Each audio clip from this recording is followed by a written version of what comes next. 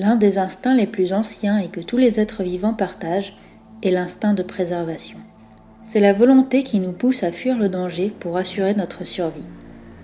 Pourtant, il existe des circonstances où l'esprit humain semble résister à cet instinct pour chercher volontairement le danger et la blessure.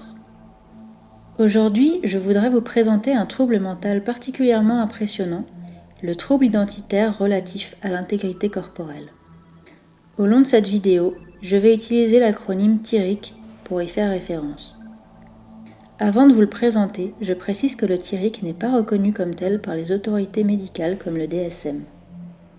Cependant, il est abordé par l'OMS dans l'ICD-11 dans la catégorie des troubles de détresse corporelle. C'est un trouble caractérisé par un désir intense et persistant de devenir handicapé physique. Le cas le plus célèbre de TIRIC au monde est celui de Jewel Shopping, une jeune femme américaine. Toute petite déjà, elle est obsédée par l'idée de devenir aveugle. Elle essaie alors de fixer le soleil pour se brûler la rétine, ou bien s'équipe de lunettes noires et d'une canne blanche pour faire semblant d'être malvoyante. Mais pour Jewel, il ne s'agit pas du tout d'un jeu.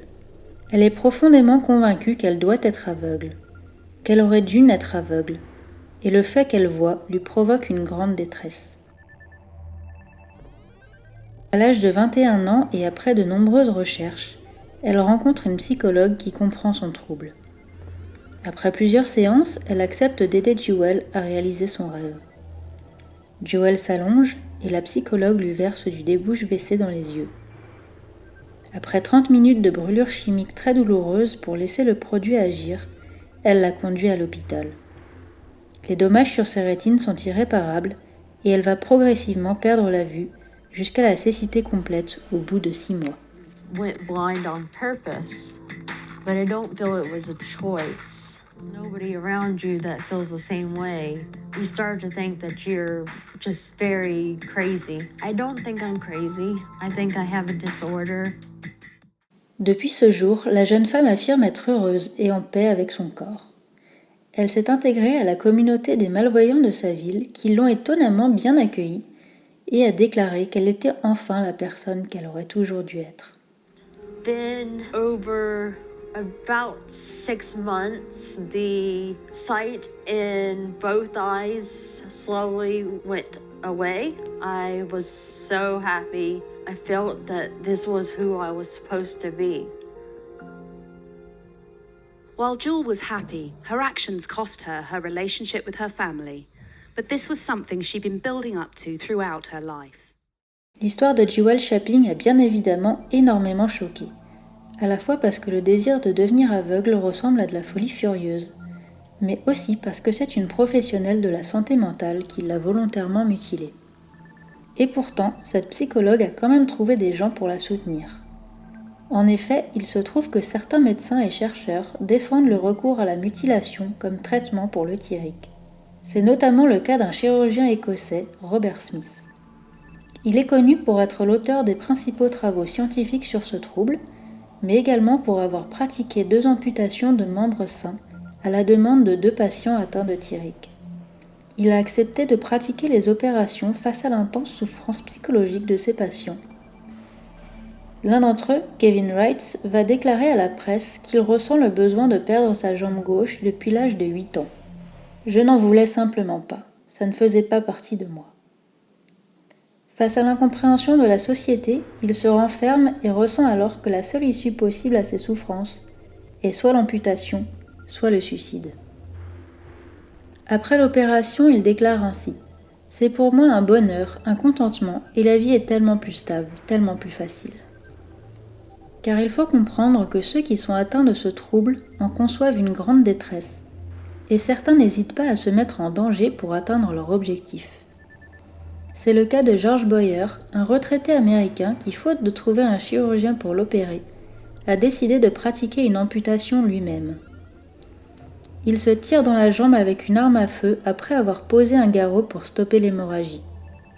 Il sera pris en charge par les urgences et se battra ensuite pendant 10 jours avec les médecins pour qu'il cesse d'essayer de sauver sa jambe. Il déclarera plus tard ressentir un profond soulagement, qu'il s'agissait de la meilleure décision de sa vie et qu'il regrettait de ne pas l'avoir fait plus tôt. On peut également citer le cas de David Openshaw, un Australien qui, après avoir été repoussé par plusieurs médecins, va choisir de plonger sa jambe gauche dans la glace pendant plusieurs heures. Le froid va causer des dommages irréparables et les chirurgiens n'auront d'autre choix que de pratiquer l'amputation. La douleur extrême et les risques immenses auxquels ces deux hommes ont accepté de se soumettre montrent bien la souffrance psychique dans laquelle ils vivaient.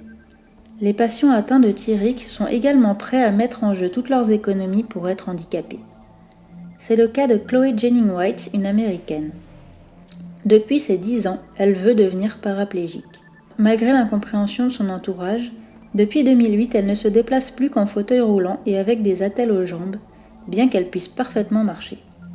Somehow got the idea to bandage my legs when I was home alone so nobody would know what I was doing. I sort of fabricated a leg brace so that I couldn't bend my knee. And walking around like that felt, oh wow, this is how it's supposed to be. Et pour réaliser son rêve, elle est prête à abandonner sa passion pour le ski et à payer $25,000 à un médecin à l'étranger pour qu'il lui sectionne les nerfs sciatiques et fémorales afin qu'elle perde définitivement l'usage de ses jambes. Don't have the money to do it. That's basically the only reason that I've not yet had surgery. Pour le docteur Ramachandran, le Thyrick serait à la fois un trouble dysmorphophobique et un trouble cognitif, où le cerveau ne reconnaîtrait pas un membre du corps et le ferait alors ressentir comme un objet étranger. For me, the map stops on the right leg 3 inches from the hip. It manifests in an itch. It would be the equivalent of someone who is growing an extra limb. It does not belong there. Pourtant, pour Greg First, qui a coécrit un livre sur ce trouble et qui en est atteint lui-même, le Thyrick, qu'il appelle apotemnophilie, n'est pas un trouble dysmorphophobique, car les malades ne ressentent pas du tout que le membre qu'ils souhaitent retirer soit défectueux ou difforme. Les personnes désirant une amputation seraient alors à répartir en 4 catégories distinctes. La première, les automutilateurs psychopathiques qui cherchent l'ultime mutilation. La deuxième, ceux qui cherchent à devenir dépendants d'une personne ou d'une situation. La troisième, ceux pour qui l'amputation représente un désir sexuel. Et enfin, les véritables apotemnophiles, qui n'entrent dans aucune autre catégorie, et pour qui l'amputation représente une thérapie. Pour Robert Smith, l'amputation chirurgicale doit être envisagée comme la meilleure solution thérapeutique pour soulager les patients. Bien évidemment, ce point de vue est en complète contradiction avec l'éthique médicale qui s'oppose à des amputations de membres sains et privilégie les soins par les antidépresseurs et les thérapies cognitivo-comportementales. D'ailleurs, le Dr Smith sera interdit d'opérer en raison de sa prise de position. Et effectivement, c'est là toute l'ambiguïté de ce trouble. Où est le juste milieu entre la volonté du patient et leur intégrité physique ? Sur Internet, on peut trouver de nombreux forums où des personnes atteintes de Thyrick partagent leurs expériences. Certains s'appellent entre eux des transabled et rapprochent leur situation de celle des personnes transgenres. Leur argument est le suivant. Une personne trans ressent un mal-être car son corps ne correspond pas à son identité de genre.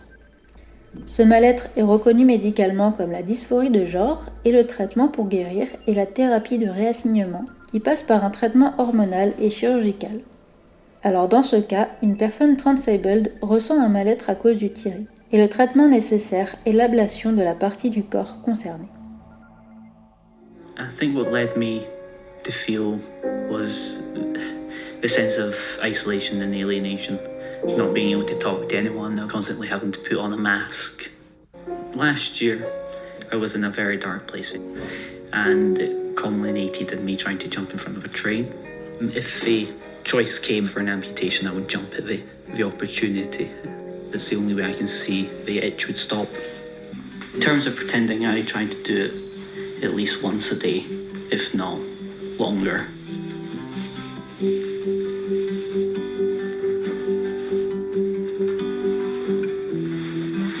I feel a lot better and I get to see myself as I would be or should be rather than as I am.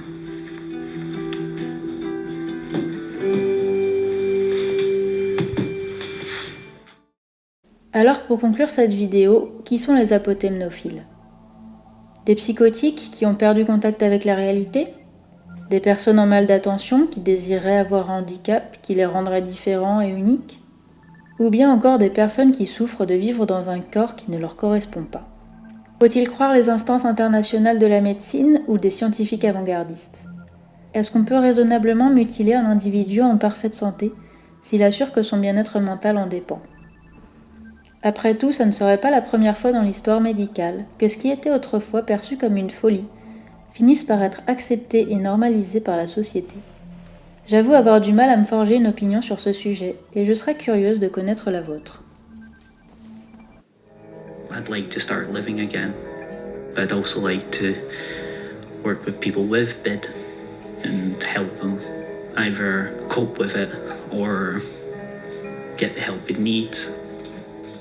And you've got the people who do have it in the sense of they're not alone.